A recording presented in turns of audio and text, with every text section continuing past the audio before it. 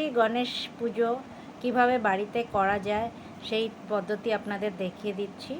তো প্রথমে জায়গাটি ভালো করে পুছে গঙ্গা জল দিয়ে শুদ্ধ করে নিয়ে একটি চৌকি বসিয়ে দিয়েছি, যার উপর নতুন একটি কাপড় পাতা হয়েছে।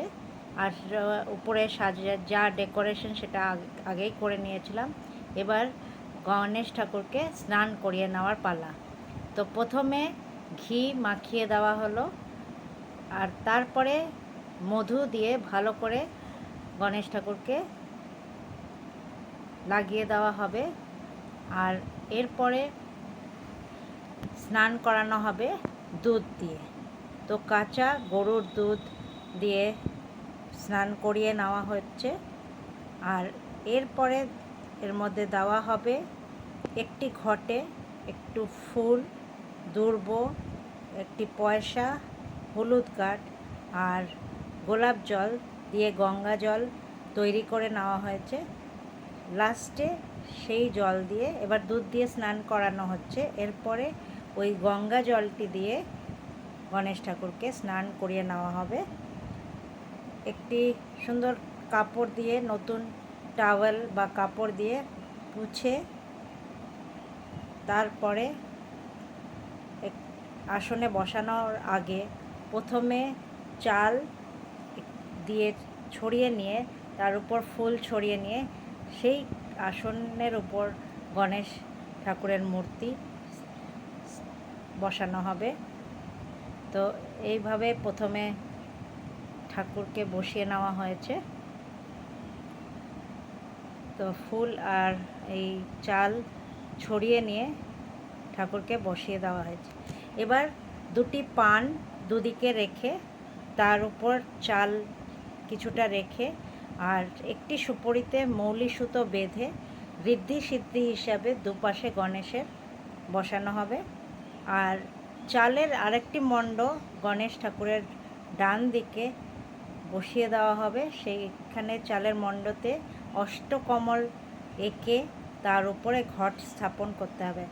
ঘটে দেওয়া হবে যেরম আপনি সিঁদুরের আপনি ওং বা যে কোনো চিহ্ন, যেটা শুভ চিহ্ন, সেটা লাগিয়ে তার মধ্যে দিতে হবে পয়সা, সুপুরি, দুর্ব, কাঁচি হলুদ এবং গঙ্গা জল দিয়ে ঘট বসিয়ে তার উপর আম পল্লব দেওয়া হবে 5টা বা 7টা পাতা নিয়ে, তার উপর একটি পান রেখে তারপরে নারকেল একটি বসিয়ে এবার উলুধ্বনি দিয়ে শঙ্খ বাজিয়ে এই ঘট স্থাপন করব অষ্টম কমলের উপরে।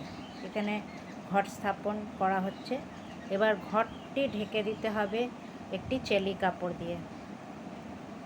এবার ঠাকুরকেও কাপড় বস্ত্রদান করার জন্য প্রথমে পইতে পরানো হবে, তারপরে বস্ত্রদান করাতে হবে। সুন্দর একটি মুকুট কিনেছি ঠাকুরের, সেটিও পরানো হয়েছে। আর এবার ধূপ দ্বীপ জ্বালিয়ে নেওয়া হচ্ছে। প্রিয় যেটা গণেশ ঠাকুরের চন্দনের যে সেন্টেড ধূপ, সেটাই দেওয়ার চেষ্টা করবেন, কেন কি গণেশ ঠাকুরের এটি খুব ভাল লাগে। দেখুন দুপাশে ঋদ্ধি সিদ্ধির উপরেও ফুল দিয়ে সাজানো হয়েছে, লাল চন্দন দিয়ে। এবার ঠাকুরের এসে কপালের লাল চন্দন ফোঁটা, হলুদ ফোঁটা আর চাল দিয়ে ঠাকুরকে বসানো হয়েছে। আর একটি জলপূর্ণ শঙ্খ সামনে দেওয়া হবে। আর প্রথমে যেরম বিধি মতন মুখে গঙ্গা জল দিয়ে ওং বিষ্ণু ওং বিষ্ণু ওং বিষ্ণু বলে পুজো আরম্ভ করবেন।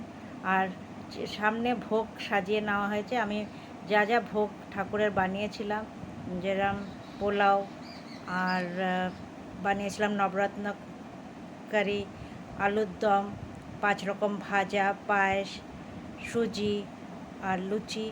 আর গণেশের যে প্রিয় যে মিষ্টি হচ্ছে মোদক আর লাড্ডু, তার সাথে অন্য মিষ্টিও দিয়েছি। আর একটি থালাতে যেরম রেখে দিয়েছি একটি গোটা পান, 3টে হলুদ কাঠ, 3টে সুপুরি, লবঙ্গ আর তার সাথে এলাচ, 3টে লবঙ্গ, 3টে এলাচ। এটা খুব প্রিয় গণেশ ঠাকুরের। এটা করে আমি এটা সাইডে রেখেছি। আমার ফ্রেন্ড শাশ্বতীও এসছে, আমার সাথে হেল্প করছে। তো এবার আমি সেই পুজো আরম্ভ করব। তো সেই পুজো আরম্ভর জন্য আমি সব মন্ত্র এক জায়গায় লিখে নিয়ে সেটা পড়তে আরম্ভ করেছি। আর এইভাবে পুষ্পাঞ্জলি মন্ত্রতে পুষ্পাঞ্জলিও দিতে হবে। তার সাথে যেরম গণেশ ঠাকুরের কাছে ড্রাই ফ্রুটস আর পঞ্চদেবতার জন্য নৈবেদ্য, এই দুটোও আয়োজন করবেন। আরতি করতে আরম্ভ করেছি। তো আরতিতে পঞ্চপ্রদীপে যে ঘিয়ের পঞ্চপ্রদীপ দিয়ে আরতি করবেন ঠাকুরকে ফুল মালা, দুর্বর মালা পেলে দুর্বর মালা, দুর্বর 21টা করে গাঁঠ, 3টে গাঁঠ দুর্বর, সেটা লাল চন্দন লাগিয়ে সেটাও দেবেন ঠাকুরের কাছে। আর ঠাকুরের খুব প্রিয় হচ্ছে যেটা হচ্ছে লাল পদ্ম ফুল। চেষ্টা করবেন লাল পদ্ম ফুল দেওয়ার। আমি লাল পদ্ম ফুল দিয়েছি ঠাকুরকে।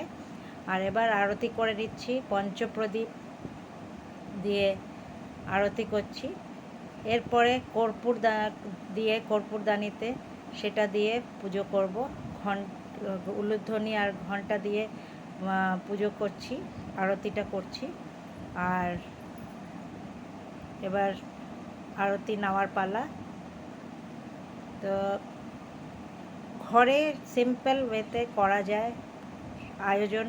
সব জিনিস যদি আয়োজন করে আপনি নিজেই করতে পারেন, মনেও আপনার খুব ভাল লাগবে যে আপনি নিজে পুজো করেছেন। চেষ্টা করতে পারেন এইভাবে পুজো করার। আর এবার জ্বালিয়ে নিচ্ছি সেই চন্দনের আগরবাতি। আর এইটা ধূপকাঠি দিয়ে এবার আরতিটা করব ঠাকুরকে। আরতি করার সময় বিভিন্ন জিনিস দিয়ে করা যায়, আপনাদের যেটা মনে চাইবে সেটা দিয়েই করতে পারবেন। কোনো বাধা নেই, কোনো পদ্ধতিও নেই। মনে ঠাকুরের বিশ্বাস আর ঠাকুরের জন্য যদি আপনার মনের ভালোবাসা থাকে, তো আপনি যেভাবেও পুজো দেবেন সেটাই স্বীকার করবে ঠাকুর। তো এইভাবে ধূপকাঠি দিয়েও আরতি করে নিচ্ছি। আর এরপরে জলপূর্ণ যে শঙ্খ, সেই দিয়েও আরতি করে নেব ঠাকুরকে। বিভিন্ন জিনিস দিয়ে আরতি, সন্ধে আরতিটাও রাখবেন সবসময়, সন্ধে আরতি করবেন। গণেশ ঠাকুরকে আপনি 1 দিন, 3 দিন, 9 দিন, যতদিন চাইবেন ততদিন আপনি রাখতে পারেন, কিন্তু রাখলে পরে ভোগ আপনার দিতে হবে ঠাকুরকে রোজ। আর এর সাথে বলে রাখি, যেহেতু সব কিছু আয়োজন আমরা ঠিক মতন করতে পারবো কি না পারবো, সেই জন্য একটি দক্ষিণা সবসময় রাখবেন, সেটা ঠাকুরের কাছে রাখবেন। তো এই পানের থালা দিয়েও ঠাকুরকে আরতি করব। আর যে ঋদ্ধি আর সিদ্ধি, যে পান পাশে ঠাকুরের যে গণেশ ঠাকুরের যে 2 বউ, তাদেরকে আপনি 1 বছরের জন্য নিজের ওখানে ঠাকুরের পাশে রেখে দেবেন। আর এই পাখা হাওয়া করা হচ্ছে ঠাকুরকে। তো এইভাবে আমি নিজে ছোট মতন করে পুজোর আয়োজন করে নিয়েছিলাম। আশা করি এই ব্লগটি আপনাদের ভালো লেগে থাকবে। ভালো লাগলে লাইক আর শেয়ার করবেন।